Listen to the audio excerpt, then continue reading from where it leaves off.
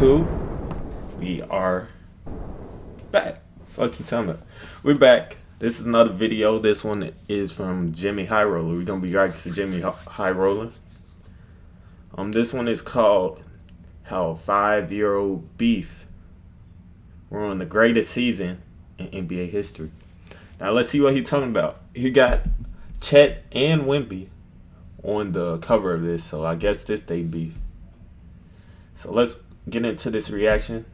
Most times in the NBA, when players have beef, it's usually nothing. Maybe some smack talk here and there, some friendly banter from time to time, a subtle jab, or some extra motivation for the next time they match up. In rare occasions, beefs grow into something more, real rivalries with very real consequences. But more often than not, the respect is mutual, and the beef players have is in the spirit of some good, admirable competition. But what if it wasn't? Excellent. What if it got so out of control, it altered the very history of the NBA itself? When two players despise each other so much that the mere comparison of them is met with consequence. And what if the beef began over something that never really... Bro, he be fucking up Chet, bro. He be treating Chet like nothing mattered in the first place. I go Jaden Ivey. That was my favorite player. Man. Injuries.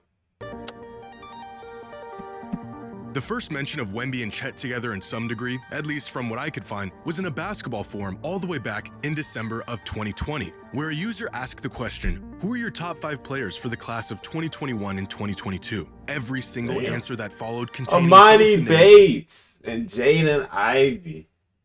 Okay.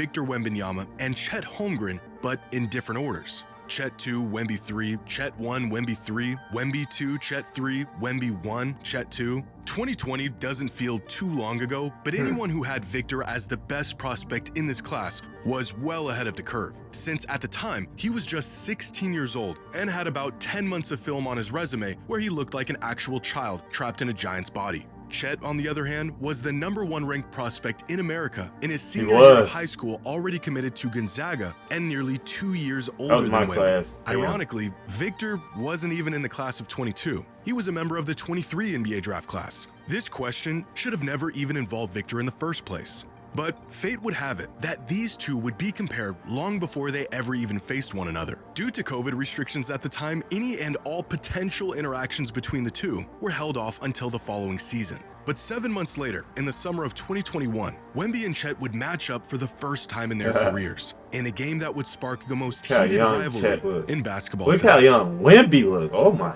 God, they look so different.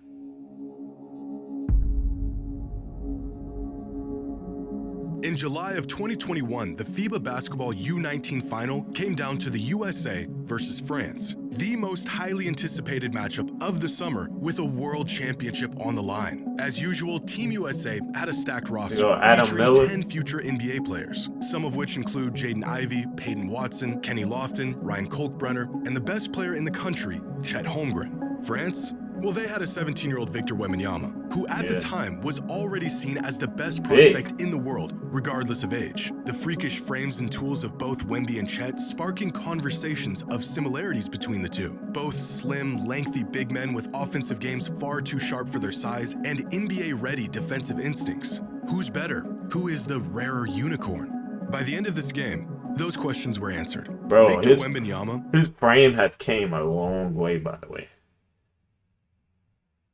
His frame looked totally different.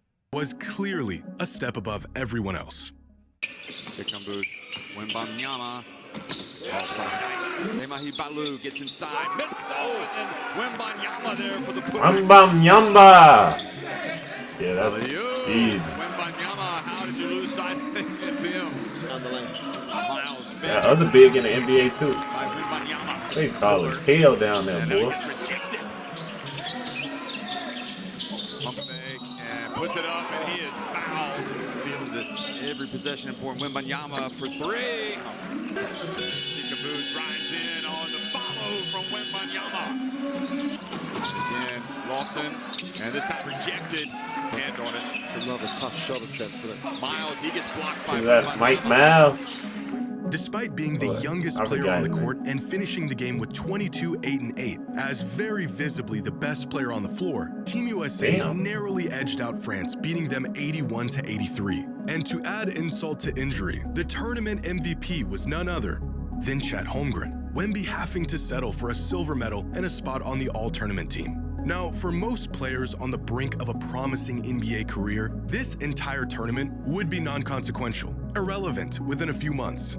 But Victor Wembanyama isn't like most players. As the awards were being handed out, Victor could be seen with a look of almost disgust. If you didn't know any better, you'd think France came in dead last by the way Victor handled this loss. Moping around, head down, dragging his feet, disinterested in the whole thing. Appalled even that they didn't win the tournament and he didn't win MVP. A moment that Victor Wembanyama recalls. These foreigners, they whole motivation is to beat the USA in basketball. Like, they beat. That's a really big thing for them. So when they lose, they actually mad as hell. So USA got to bring it every time from now on. Steph gone, LeBron, KD gone, all the greats not gonna be playing it no more in these world competitions. So these youngest gotta step it up. And I feel like we got some guys. And Edwards is going to take over. I'm telling you. He just getting better better by the day. I believe in that, man. He could carry us like Steph as did. The worst basketball memory of his life, saying, quote, "Just thinking about it makes my jaw clench. It's a regret. An unfilled hole inside me that I have to fix." This quote is borderline concerning. These are not the words of a kid ready to just forget and move on to a bright NBA career. Unbeknownst to him, Chet Holmgren created a void in the career of the best basketball prospect on the planet. And by any means necessary, Victor was going to spend the next half-decade filling and is that dude from the Heat? What's his name? Jovic should not feel this impossible. Traditional print-on-demand platforms claim to support creators, but the experience tells a different story. His name Nikola Jovic or some shit. By the start of the 2023-24 NBA season, Chet and Wemby were slated to face off in their first NBA matchup. But this wasn't just their first matchup in the league against each other. Although Chet was drafted a year before Wemby, an injury sidelined Holmgren for what should have been his rookie season. And so not only would they be battling for Rookie of the Year that entire season, the very first game of their respective careers were, of course, against one another. Now, this was a preseason game. It should not have meant anything at all. And it didn't mean anything to anyone besides Chet and Wemby, both of them going suspiciously hard in a preseason game in early October. Despite a few viral moments from Wemby, the Thunder came back and won the game, and it was Chet who outplayed Victor in just about every measurable way. And in the very first public stoking of the fire, Chet tweeted this after the game, as if Victor needed the headbutt was an unstoppable move. Any more motivation. I ain't gonna lie, Chet.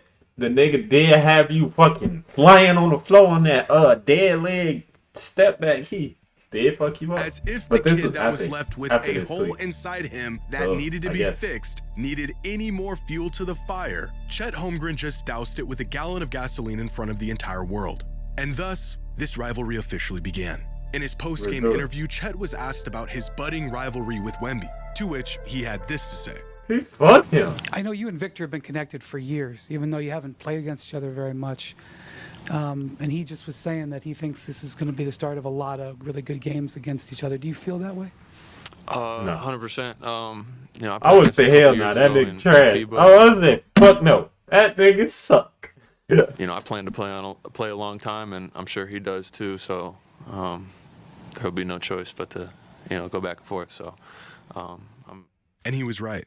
There has, in fact, been no choice but to go back and forth. Even before their first regular season matchup, their relationship was already being labeled as the makings of NBA's next intense rivalry. By their second matchup of the season, the intensity between them had already built up to the point where they were abandoning sets altogether to go at each other one-on-one. Wemby going out of his way to show Chet and the rest of the world there should have never been a comparison in the first place. The numbers on the scoreboard briefly becoming irrelevant in these moments. Now again, Chet didn't really even do anything to deserve this. An innocent bystander who just happened to cross paths with an alien in a FIBA tournament.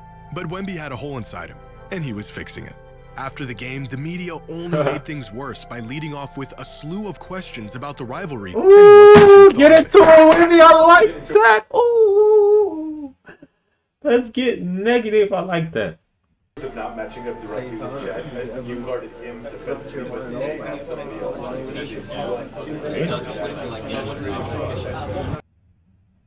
I mean, it's obviously like human nature, but you know, to really be uncommon and not just do what everybody else does, you have to kind of fight that. And obviously, that's the headline that you guys have. That's what ESPN's promoting. That's what the NBA is promoting, and rightfully so.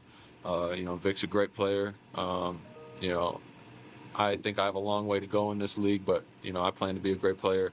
I mean, I wasn't matched up against him the whole game. But, you know, my first goal is always to win. And yeah, that's my only thing about this. They don't be matched up on each other. I don't know why. They don't. I hate that. They be having Alex Caruso guard this man. Man, stop running from the smoke. Guard each other. And vice versa. I think Harrison Barnes be guarding Chet. Bro, y'all need to stop running from the smoke and guard each other. Fuck it. I don't Head to in a head. game like this, I don't think about that, especially in a loss. First impression of these two unicorns and their potential in the league, it was a fairly even matchup. Wemby was great, but so was Chet. Their names still intertwined, and for many fans, they were each other's equal. This is potentially the beginning of something special, not only for the two of them individually, but the two of them head to head. I think both of these guys are studs. They're future stars. You think that there's a better version of me, or I've already bettered him in under 19? There's a competitiveness that you see from Chet. I don't know about that from Victor yet. I believe that he is that dude because he has all of the talent and all of the skills, and he's mature beyond his years, as everyone says. But I do know that both of these guys seem like they're uber talented and they have some dog in them. The league needs Victor Wembanyama. They need Chet Holmgren to be players that are transcendent.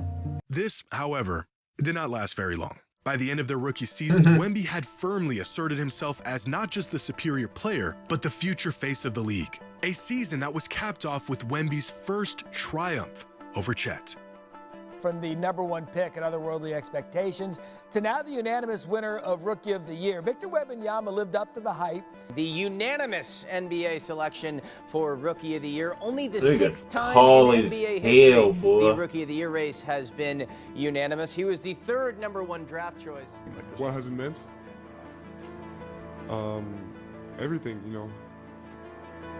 Victor didn't just win Rookie of the Year, he won it unanimously. And more importantly, he stopped Chet from winning it. I mean, you can come up with 50 pros and cons for each of us on who's on our team, what we're playing for. At the end of the day, what is the criteria? This is my thing with all NBA awards. Like, what is the criteria? It's hard to. It's all in the eye of the beholder. So it's like, who has more voters that believe in their side of the criteria? I guess. Like, I mean, all credit to him for a great season and everything. And man, he likes that fire. He needs to just come out and say, "Fuck Wemby." That shit I'll be on. That nigga be talking crazy on my name, man. Fuck Wemby. So, bro, and throw a flagrant pass at the same time. I played more than 82 though, so that's the rule on our team. We play more than 82. Is that still a... Most of y'all don't get the chance though, because most rookies don't get into the playoffs. So you can't play more than 82. So you know. As much as they tried to deny it, this was a rivalry, and it was building quickly. And for just a moment, a small portion of that hole created in 2021 was fixed. But not for long. Wemby won this battle, but in the following season, Chet achieved something far bigger. You haven't listened, You type it in, and then you go digging.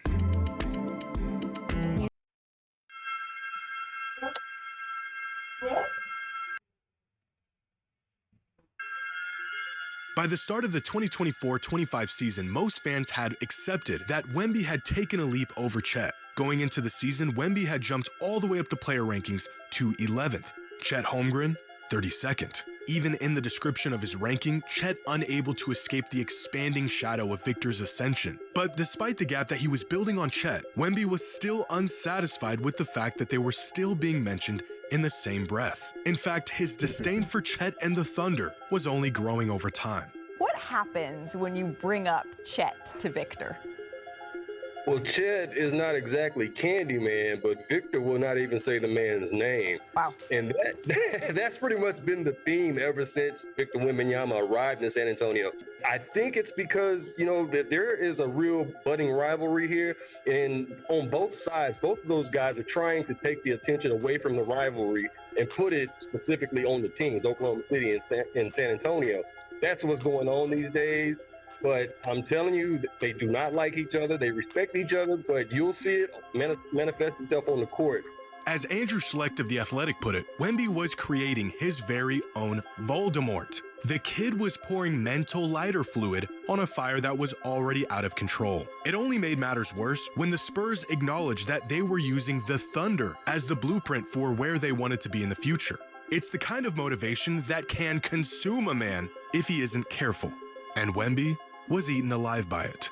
In their first matchup of the season, Chet completely outclassed Wemby, holding him to just 6 points in statistically his worst game of the entire season. On the other end, Chet had himself a game. The Thunder won the matchup, they were looking like early favorites to win the title, and the Spurs were still trying to figure out how they could possibly keep up. A performance that rekindled the Wemby versus Chet conversation. And before Victor could once again prove otherwise, he was dealt his biggest challenge yet.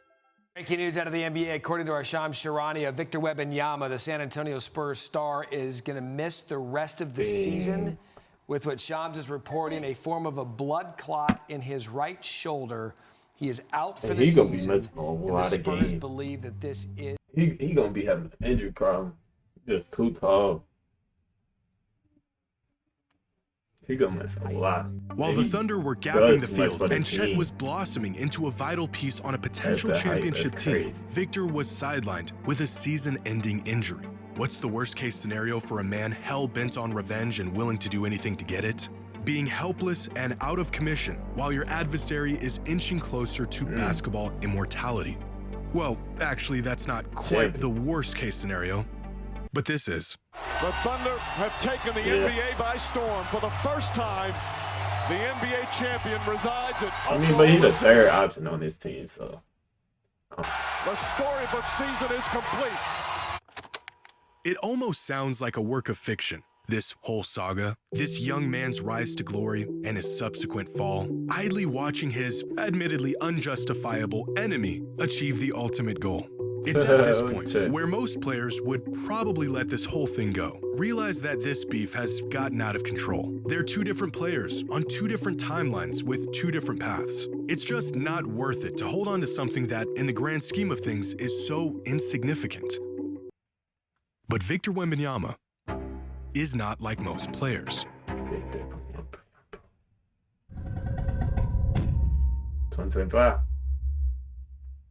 You personally have not faced this team since October 2024. You didn't know it had been that long? I knew it had been long, but I didn't know it had been more than a year. In what ways does today's version of you approach that matchup differently? I mean, with much more experience in this league, in life, much more knowledge, I would say, of who we are as a team. It's going to be a totally different game than any before. By the start of the 2025-26 NBA season, a lot had changed over the last year. Wemby was back and ready to play basketball again. He made another jump in the preseason player rankings from 11th to 5th. Chet talk about how trash that Jeremy Sochan nigga. He's garbage. Also made a jump of his own from 32nd to 24th. For the first time, Wemby was officially recognized as an NBA superstar. Oh, and Chet was now an NBA champion. And if seeing Chet win MVP in a U19 FIBA tournament created a void in Wemby, seeing a ring on his finger created a black hole ready to swallow up anything in its wake. When recently asked if he considers there to be a rivalry between him and Chet, Wemby said, "No, I don't think about that. At least from a basketball standpoint, there's no comparison between us." What does Wemby think about the comparison? And he did not respond. Well, his feelings hadn't changed. He's so appalled by it, he thinks there shouldn't be one. But maybe we should be asking Chet how he feels about the rivalry. Do you consider yourself and Victor Wembanyama a rivalry in the league? I don't think it's ever been up to players or teams to declare rivalries, so you're asking the wrong person. Yeah, I don't know about that. Regardless of what the fans or the media think, there is nothing we can do about the 7'6" basketball demigod who's out for revenge. A man hyper-fixated on specifically making sure you never one-up him again. His disdain for Chet at this point, no longer subtle or cordial. Fans and the media taking notice that this is not your average friendly back and forth. Wemby is a man possessed, and Chet Holmgren wants nothing to do with it. But while the Spurs were still trying to iron out some wrinkles and adjust to an evolving roster, the OKC Thunder were scorching the entire league. 10-1, 15-1, 20-1, entering conversations of OKC having a good chance of breaking the all-time record for wins in a season. And Chet Holmgren, the right-hand man to the league MVP, with much larger sights than a beef with Wemby. Man, he already sort of gone down the road. He says that he and Wemby have never really spoken. That rivalry is happening. I don't care what anybody says. Is there a possibility that Wemby's a little in his head at the moment? I think this thing is man-made. Yeah, listen, okay, they're both 7-footers and they came out back-to-back years or whatever, and Chet was hurt. Other than that, that's where it ends for me. Like the real rivalry, it's levels to this conversation. The real rivalry to me is going to be SGA and Wemby. Those are the MVP candidates. Why would an MVP candidate have a rivalry with a guy that's not in that conversation? Exactly. I think there's a lot of levels and a lot of layers to these conversations, and I think Wemby has graduated from that conversation of a rivalry with Chet. It looked like there was nothing that could slow down OKC, and for some, this rivalry was a thing of the past. When it came time for these two to face off again, at least on paper, the Thunder were a better team in the midst of what could have been the greatest season the league had ever seen. But after 14 long months since the last time Victor saw Chet on the court, and 4 years after Chet stole his tournament MVP, on December 13th, the day had come where he could finally get back to fixing that hole. Missed the last 12. They got their ass whooped. And he's getting ready to head onto the floor for his first action since November 14th. Harper pull up Jay, no. Tipped open in, instant impact from Wemby. That's a foul. Good. Another offensive board for Wembanyama. It's a different game now. Harper is lonely. Early in this game. Wembanyama goes down, gives it up. Champagny, 3-ball, corner pocket. Teardrop, no, blocked out of there by Wembanyama. San Antonio is quite a bit better with Victor Wembanyama. That's why you have to go get a guy with my experience. Dan Dwayne, Wemby's a plus 20. Not a post up for a big like Wemby is at the high elbow. Here's this matchup. Wembanyama with the rejection on home. Wembanyama changes everything at the defensive end of the floor. Everything. It's over to Wembanyama. Made the catch. Fading away. Wemby. Wembanyama. They make that seem like he scored every point. He did everything. I'm just bigger than you. That's all it boils down to.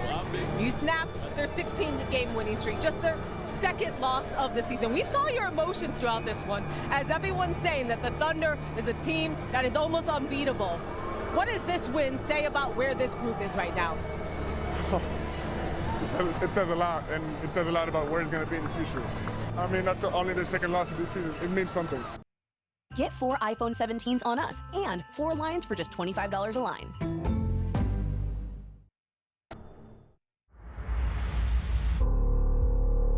And for the Spurs, the same starting 5 we have seen. Slips, Wemby steps right through. Oh my goodness! Round over Chet Holmgren. Ooh. Harper throw it up. That pass is good enough. Back out. Wembanyama shot clock at 6. Stepping back for 3. First double-digit lead for the Spurs. Up 12. It's going crazy.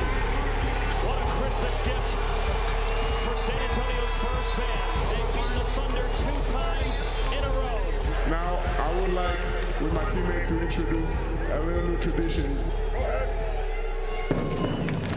Damn. Windmill.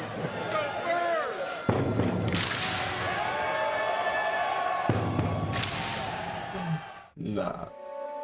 The San Antonio Spurs and the Oklahoma City Thunder, a burgeoning Western Conference rivalry. Wembanyama continues to have a profound impact for the Spurs positively, both the offensive end of the floor and the defensive end of the floor. They're on cue, Wemby with the buy one, get one free right now. Sure feels like one. Wemby with an exclamation point just to let you know. Be out by the three-point circle. One dribble pull-up and a propitious roll and a shooting touch to his teammate Wiggins and got him packed on the glass. As Wemby pulls one at the other end for 3. Got it back and lays it home.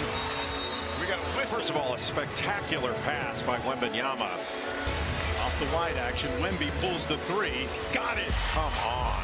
Not only are they kicking their ass on the floor, but they're letting them hear about it. The passion, the noise talking.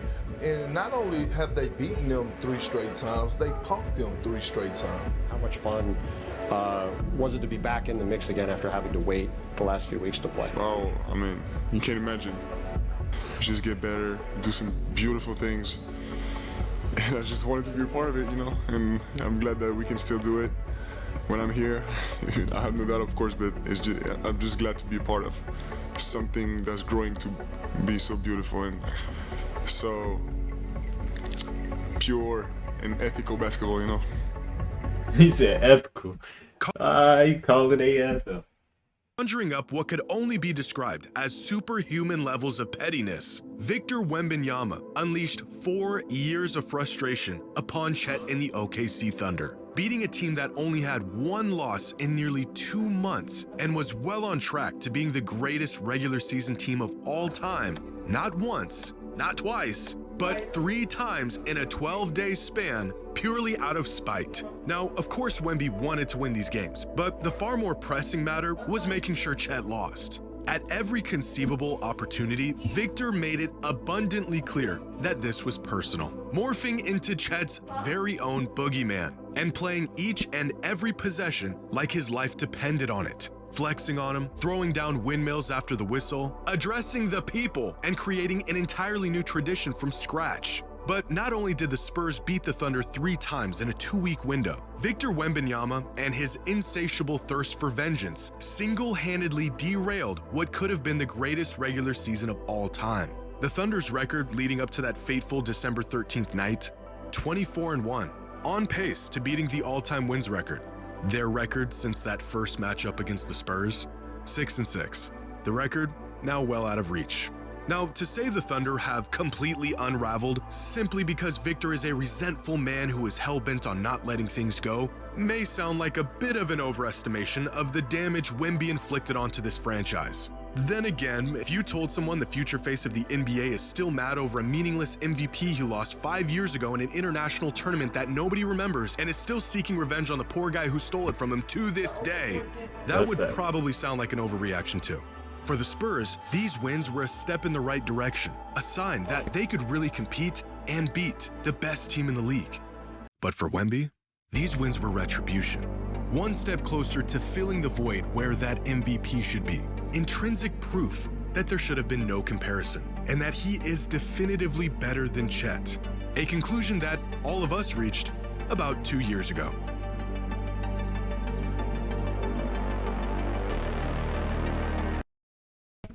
That's that chip on his shoulder. Shout out Jimmy High Roller with another great video. Chet gonna hate this video. They basically saying you a hoe. Shit, but that's a video. A link to the original video down in the description. Without further ado, I'm gone. They gonna hate this one, but let's see how this rivalry keep going. Like, comment, subscribe, and turn on. I'm gone.